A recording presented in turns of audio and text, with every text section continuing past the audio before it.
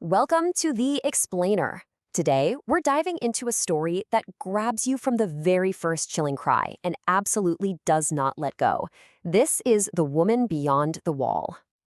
So, at the very heart of this story, you've got this ominous, forgotten bungalow and a haunting mystery that echoes from it night after night.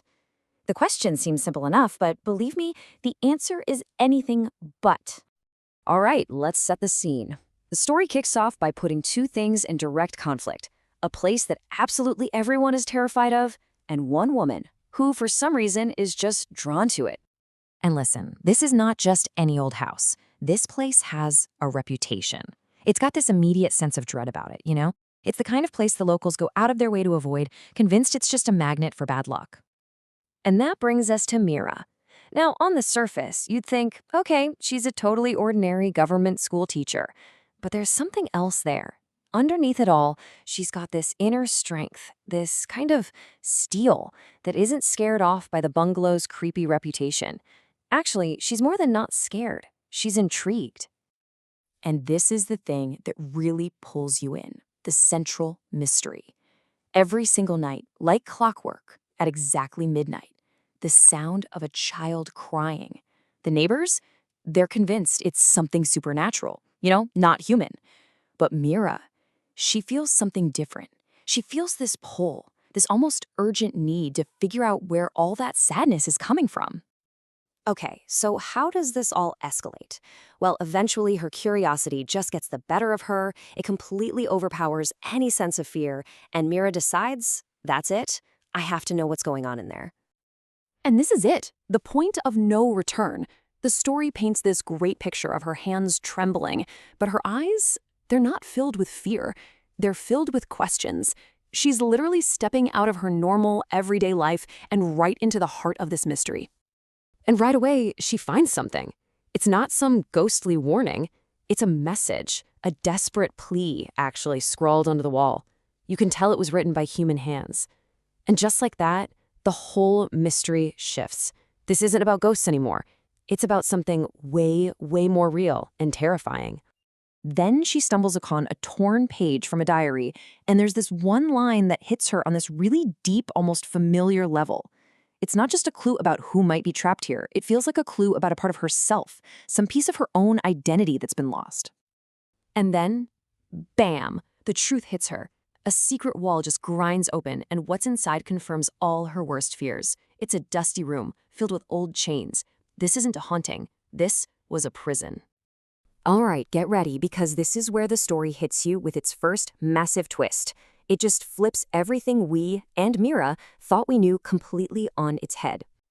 So, the source of that nightly crying? It's revealed. A terrified girl, maybe 12 years old, steps out from the shadows. But listen to what she says. It's not a cry for help. It's a statement of recognition. She says she's been waiting for Mira.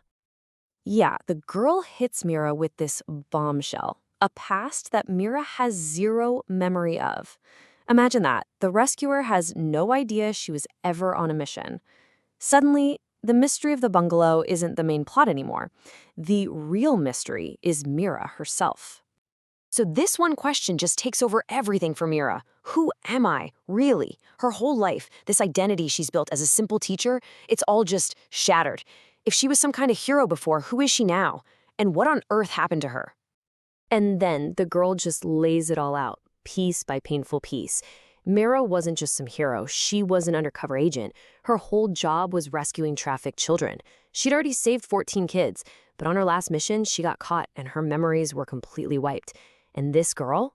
She's the last piece of that puzzle, the one child Mira couldn't save.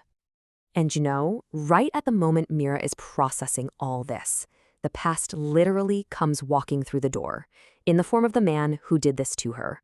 So just as this new reality is sinking in, you hear these heavy footsteps. The villain walks in, and he's not there for the girl. He's there for Mira. He must have known that sooner or later, some part of her old self would be drawn back to finish her last mission. He says this to her, probably thinking it's the ultimate taunt, but it backfires. It acts like a trigger. We see these flashes of memory come flooding back, and in an instant, that quiet schoolteacher is just gone. In her place is the hardened, ready-for-anything agent. And this is her moment. She basically declares, "You might have taken my memories, but you couldn't take away who I really am." She grabs a nearby iron rod, and all that power, that skill that's been dormant for years, it just comes rushing back. What's cool here is the story doesn't give you a blow-by-blow of the fight. Instead, it just uses sound. You hear the clang of that iron rod, the rattle of chains, screams, and then just silence. An abrupt, very final silence.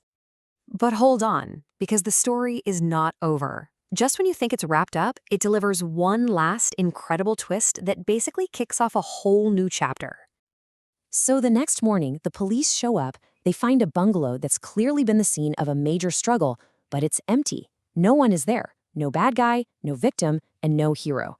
Mira and the girl have just vanished, leaving nothing behind but a broken wall and a ton of questions. Well, not nothing. The only thing left is a new message freshly written on that same wall. And it's not an ending, it's a promise. A promise that Agent Mira is back in action and her work is nowhere near finished. It just leaves you hanging, right? Wondering who's next on their list.